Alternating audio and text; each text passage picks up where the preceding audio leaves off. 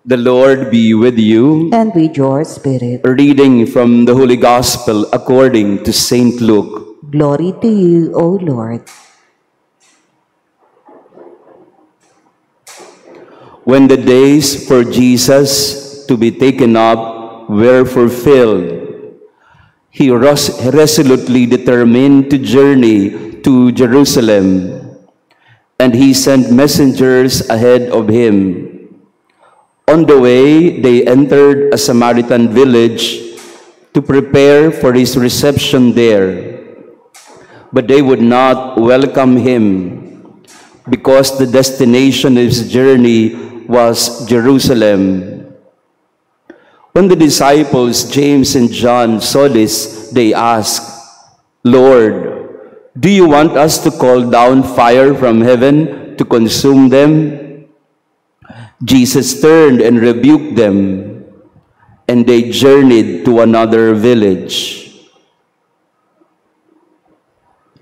The Gospel of the Lord. Praise to you, Lord Jesus Christ. Please be seated. Magandang umaga sa ating lahat, mga kapatid. Good morning, brothers and sisters. Pakingitian nga po ang katabi natin and let's say good morning. Good morning, everyone. It's a beautiful Tuesday morning, and also to our online parishioners, thank you for praying with us this morning. Habang pinagninilayan ko po ang mga pagbasa ngayon, ay napapangiti lang ako secretly. Dahil ito po yung pinag-uusapan natin for how many days already, beginning with the book of Ezra.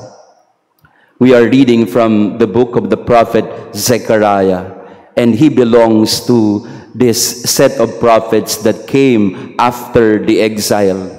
If you were listening to the first reading, Zechariah is describing Jerusalem as the center of the faith of the people. And in fact, Jerusalem will now be open to other nations as well. So pinagmamalaki ni Zechariah na nabuo nila ulit ang templo ng Jerusalem, and everyone will be gathering, going to the city, the inhabitants as well as other nations, because once again, the Lord lives in their midst. Nung naitayo ang templo, again, the Lord is in their midst. At yung isang detail sa ating unang pagbasa, ang sabi daw ay yung mga Hudyo, in those days, every man of every nationality, speaking different tongues, they shall take hold, every Jew by the edge of his garment. If you can visualize that. Sabi ni Zechariah, darating ang panahon na tayong mga Hudyo, yung mga ating mga kapitbahay galing sa ibang bansa, hihilahin ang ating mga damit at makikiusap sa atin. Let us go with you, for we have heard that God is with you. Context of this is the post-exile. Matagal na panahon silang naipatapon sa ibang lugar, at ngayon bumalik na sila sa kanilang bayan, at meron na rin silang templo kung saan sila'y nagdiriwang at nagdarasal. And everyone else would gather in Jerusalem to pray. And every Jew shall be the star, because all the neighboring nations will come at makikiusap sila, "Can we go with you to Jerusalem? Because we have heard that God is with you." That's our responsorial psalm. God is with us. His foundation upon the holy mountain that the Lord loves. The gates of Zion. Zion is Jerusalem. The gates of Zion. Glorious things are said of you, O city of God. God is with you. And now in the gospel, Jesus is on his way to Jerusalem.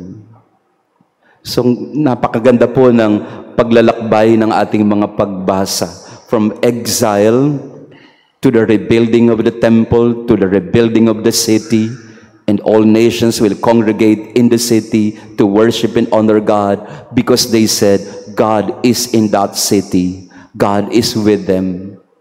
And Jesus now in the gospel is also going to the same city of Jerusalem, because we know very well that is his end goal. To go to Jerusalem, not to conquer the city, but to lay down his life in that city. Pero may problema. Ang ganda ng kwento, no? Ang ganda ng kwento. No? Ang lahat magtitipon sa Jerusalem. May problema. Dadaan sila sa Samaria. On their way to Jerusalem, they have to pass by the Samaritan town. Again, if you are listening to my explanation before, Samaria, somewhere in the north, Jerusalem in the south. So para makarating ka ng Jerusalem, dadaan ka sa mga Samaritan town. And wait, there's more. Ano yung background ng Samaria, Samaritan, and the Jews? Bakit lubha silang magkaaway? Why are they enemies? You go back to the exile. Because in the rebuilding of the temple, sabi ng mga Samaritano sa mga Hudyo, tulungan namin kayo na buuin ng templo. Sabi ng mga Hudyo, ayaw namin, mga heathens kayo. Kayo ay mga nagtatwa sa Panginoon. You are not faithful to God. So you intermarried with the Assyrians, and nag-away sila. So ano yung context ng away ng Samaritan and Jews? Exile. After the post-exile, they did not want to mingle anymore. Mga kababayan din nila ito Mga kauri din nila. Pero ang mga taong ito, mga Samaritano, tinalikuran nila ang Panginoon. Sabi ng mga Hudyo, no, we will preserve our purity. We don't have anything to do with you. Gustong pumasok ni Jesus sa Samaritan town, pero hindi siya pinapasok. Bakit? Kasi magkaaway sila. If you know the context and background of this, maintindihan mo yung galit ng dalawang alagad, James and John. James and John said to the Lord, the Boanerges, no? The sons of thunder, the sons of Zebedee. Sabi nila, ayaw tayong papasukin, Panginoon. Would you like to rain down, rain down on them fire from heaven so that they will be consumed by them? Ang tindi ng dalawang magkapatid, no? Ayaw nila sa ating Panginoon. Paulanin mo ng apoy yan, para magunaw na yan, kagaya ng Sodom at Gomorrah. Mabalasik yung magkapatid, no? Pero nasabi ni Jesus sa kanila, He rebuked them. Imbis na magalit doon sa mga tao, sa mga Samaritano, na ayaw magpapasok sa kanila, nagalit si Jesus doon sa magkapatid, na gustong parusahan, yung mga ayaw tumanggap sa kanila. And he just said to them, let's go on to another village. If they don't want us, we will not condemn them. Let's go on with our journey. Let's go to Jerusalem. I gave you this context, brothers and sisters, because I want you to appreciate the Word of God. Maganda pong pag nagsisimba tayo, naiintindihan mo yung binabasa. At naiintindihan mo yung binabasa kung inaaral mo din siya. Yayaman, lalalim ang ating pananampalataya at gayon din ang ating kaalaman sa ating ginagawa sa araw-araw. And we will really enter into worship more the more we enter into the Word of God. What is happening now in Rome, in the Vatican, is exactly what our readings are talking about. An inclusive church. Si Jesus, ang Panginoon, hindi siya naghuhusga, hindi siya nagtataboy, hindi siya nagde-discriminate.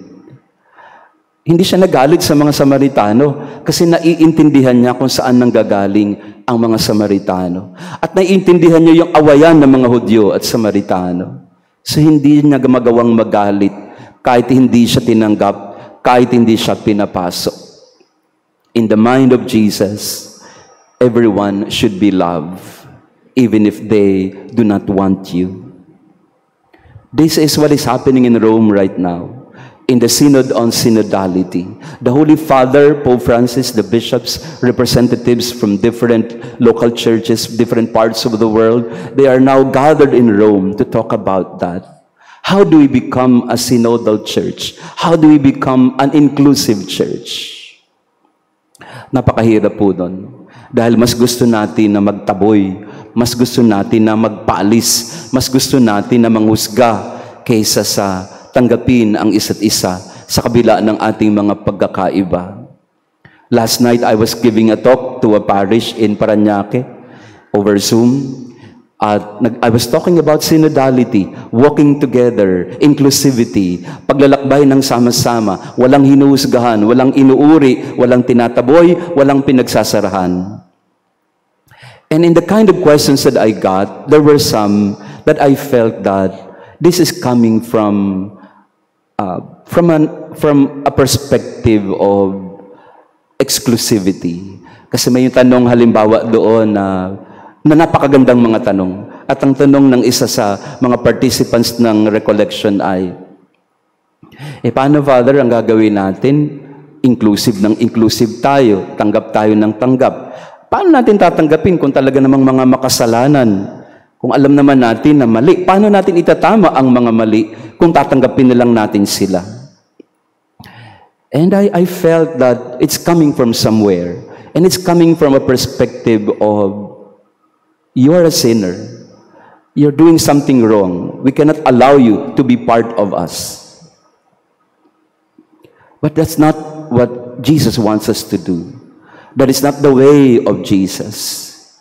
The way of Jesus is, even if the person is a sinner, even if the person is not one like us, that's even debatable, not one like us. Even if the person clearly does not belong to us, it doesn't give us the title to judge people, or it doesn't give us the authority to exclude people. The church is a church of mercy, a church of inclusion, a church of love, a church of mercy. Let us try to espouse this in our life, to be like Jesus, in the way we deal with people who are not like us, in the way we reach out to people who are strangers to us, and yes, even to those who are hostile to us, even if the people around us consider us as an enemy. The Christian always lived by the love of Jesus, the love that is given to all, not just to some. So in this Mass, brothers and sisters, let us pray for this kind of family, of church, of person that we should be. A person that is open to all. A person that never judges anyone. A person who accompanies everyone in spite of the differences. We pray for a more synodal, inclusive, and merciful church today. Maraming salamat sa inyong pagdalo sa ating pagdiriwang ngayong umaga. To our online parishioners, thank you for praying with us. Several times, Jesus was rejected in Nazareth, this time a Samaritan town, and ultimately in his death, it's a complete rejection. He never retaliated. He never took offense, never took revenge. It's always the way of love, the way of compassion. May we have the same compassionate heart, especially to the people who reject us, who are hostile to us, to our enemies. Let us always take the path of Jesus, the path of love, of forgiveness, of humility, and compassion.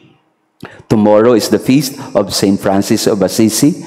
If you have pets in your homes, we can bless them, and we will ask the intercession of Saint Francis, the lover of nature, the lover of creation.